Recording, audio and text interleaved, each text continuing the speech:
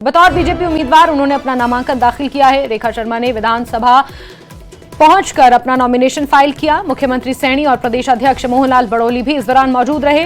20 दिसंबर को राज्यसभा की एक सीट पर उपचुनाव होना है। हरियाणा में एक सीट के लिए ये मतदान होगा।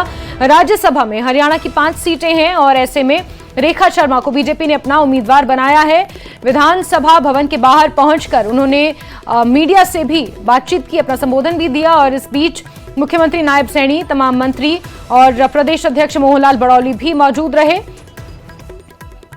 रेखा शर्मा पूर्व में महिला आयोग की अध्यक्षा भी रह चुकी हैं। पंचकुला दफ्तर में बीजेपी के पंचकुला दफ्तर को भी वो बखूबी संभाल चुकी हैं। इससे पहले जब प्रधानमंत्री मोदी संगठन मंत्री थे हरियाणा में उस वक्त, और प्रधानमंत्री नरेंद्र मोदी की बेहद करीबी मानी जाती हैं, बीजेपी के विश्वास पात्रों में से एक हैं। और आपको बता दें कि राज्यसभा का उम्मीदवार बीजेपी ने उन्हें बनाया है। आज राज्यसभा चुनावों के लिए नामांकन का आखिरी दिन है। 20 दिसंबर को इसके लिए मतदान होगा, लेकिन उससे पहले आप ये तस्वीर देख रहे हैं। और रेखा शर्मा का राज्यसभा जाना इसलिए भी तय माना जा रहा है क्योंकि अगर संख्या बल के आधार पर देखा जाए तो 48 विधायक बीजेपी के हैं और 3 निर्दलीय विधायकों का समर्थन टोटल हो जाता है 51। और ऐसे में संख्या बल के आधार पर रेखा शर्मा का राज्यसभा पहुंचना लगभग तय माना जा रहा है।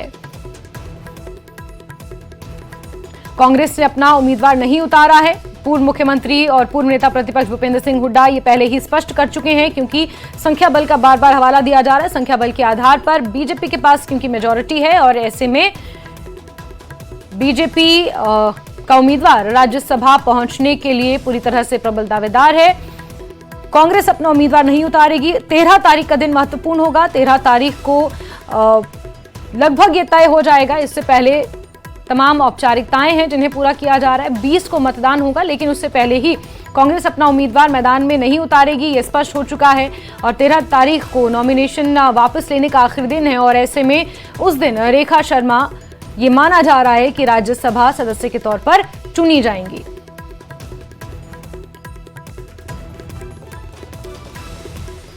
तो हरियाणा में राज्यसभा उपचुनावों के शेड्यूल में आज नामांकन का आखिरी दिन है। 11 दिसंबर को नामांकन पत्रों की जांच होनी है। 13 दिसंबर को नामांकन वापसी का अंतिम दिन है और 20 दिसंबर को चुनाव होना है। हरियाणा में एक सीट पर ये मतदान होगा। राज्यसभा की एक सीट वहां पर खाली हुई है, क्योंकि जिस तरह से कृष्णलाल पंवार इस राना से चुनाव जीतकर मंत्रिमंडल में शामिल हुए हैं, राज्यसभा की ये सीट खाली हुई है।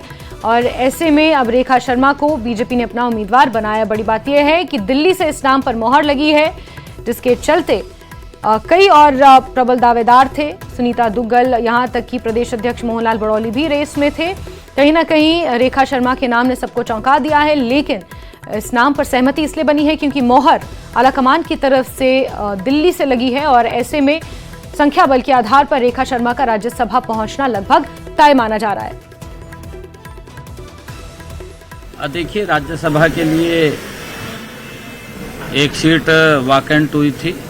हमारे यहाँ से राज्यसभा के जो माननीय सदस्य थे उनको विधायक चुन लिया गया था।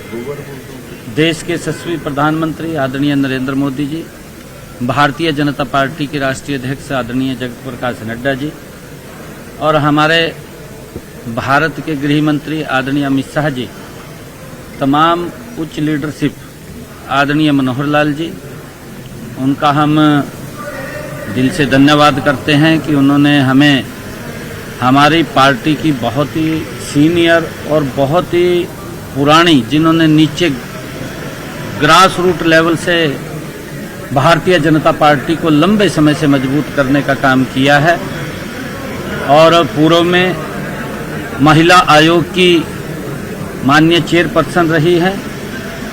रेखा शर्मा जी को राज्यसभा के लिए आज नॉमिनेशन फाइल किया है। मैं इनको बहुत बहुत बधाई भी देता हूं। केंद्रीय नेतृत्व का मैं दिल से आभार प्रकट करता हूं कि एक ग्रॉस रूट लेवल के कार्यकर्ता को आज राज्यसभा के अंदर भेजा है। मैं इसके लिए केंद्रीय नेतृत्व का बहुत बहुत धन्यवाद करता हूं और रेखा शर्मा जी को मैं बहुत बहुत बधाई देता हूं और ये हरियाणा का पक्ष राज्यसभा के अंदर रखेंगी मजबूती से। हरियाणा को बड़ा उसका लाभ मिलेगा। इनको बधाई देता हूं और केंद्रीय नेतृत्व का मैं दिल से आभार और धन्यवाद करता हूं। विपक्ष की तरफ से कोई उम्मीदवार नहीं उतारा गया, कैसे देखते हैं? नहीं, देखिए, वो विपक्ष की अपनी स्ट्रेटजी होती है और अपनी स्ट्रेटजी के अनुसार ही वो निर्णय लेते हैं।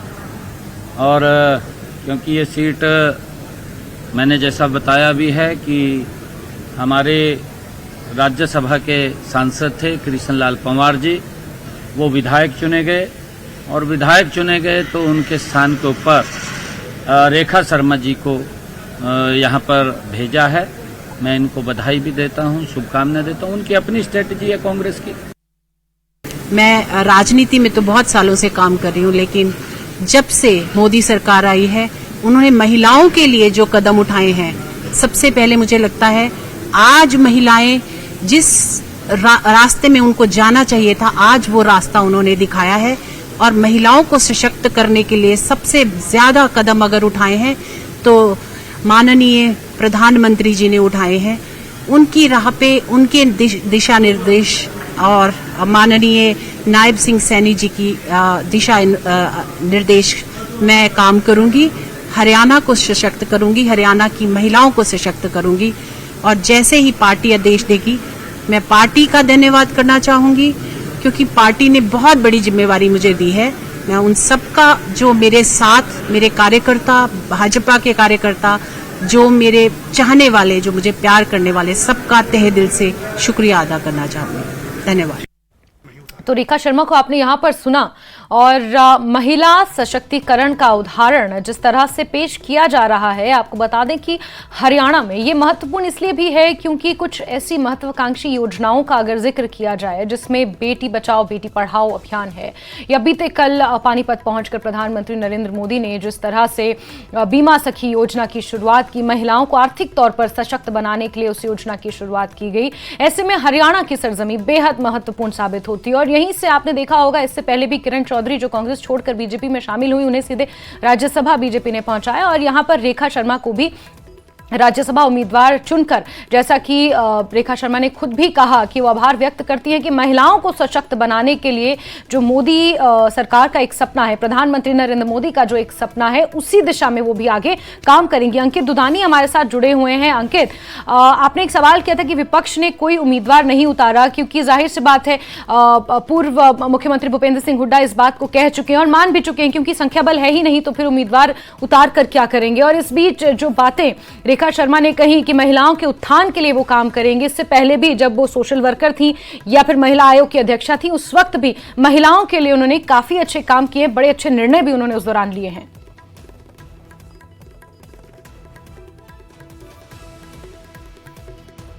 वे भी उन्होंने काफी काम पूरे देश भर में घूम करके किया है। अलग अलग प्रदेशों में जा करके आवाज उठाने की बात हो या अलग अलग प्रदेशों के मामलों में स्वतः संज्ञान लेने की बात हो, तो ऐसे बहुत से मामले हैं जिन पर स्वतः संज्ञान लेते हुए भी महिला आयोग के चेयरमैन रहते हुए रेखा शर्मा ने काम किया था। और अब जो है उनको राज्यसभा का जो उम्मीदवार बनाया गया है, नामांकन उन्होंने कर दिया है। उन्होंने भी कहा कि महिला सशक्तिकरण के अंदर प्रधानमंत्री नरेंद्र मोदी ने जो स्टेप उठाए हैं और जो रास्ता दिखाया है, वो रास्ता अब दिखा है कहीं ना कहीं महिलाओं को, और उसी रास्ते के ऊपर महिलाएं चल रही हैं। मुख्यमंत्री ने भी साफ तौर पर कहा कि महिला सशक्तिकरण बिल्कुल हरियाणा के अंदर दिखता है। पहले किरण चौधरी को भेजा गया, अब रेखा शर्मा को भेजा गया है। सदन के अंदर बात करें तो 33% महिलाओं का जो आरक्षण का बिल है वो पास करवाया गया। तो कहीं ना कहीं महिलाओं के प्रति जो सोच है प्रधानमंत्री की, वो चाहे बेटी बचाओ बेटी पढ़ाओ अभियान की बात हो, जो 2015 में हरियाणा की धरती से, पानीपत की धरती से ही शुरुआत जिसकी की गई थी, या बीमा सखी योजना की हो जिसके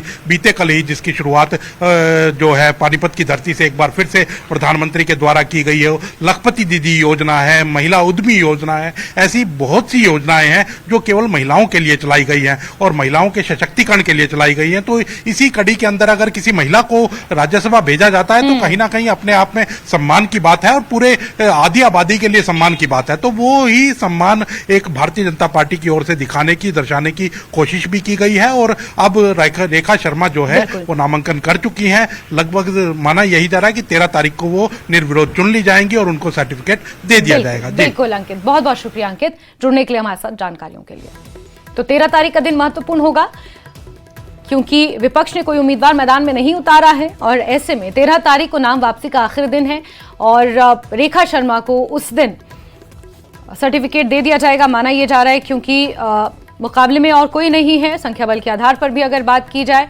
और विपक्ष का बयान भी अगर सुना जाए तो इन तमाम चीज़ों को अगर एक साथ समझा जाए, देखा जाए तो कहीं ना कहीं रेखा शर्मा राज्यसभा चुनाव के लिए, उपचुनावों के लिए निर्विरोध चुनी जाएंगी। सर्टिफिकेट लेने तक की देर है, उससे पहले बाकी तमाम चीज़ें महज औपचारिकताएं।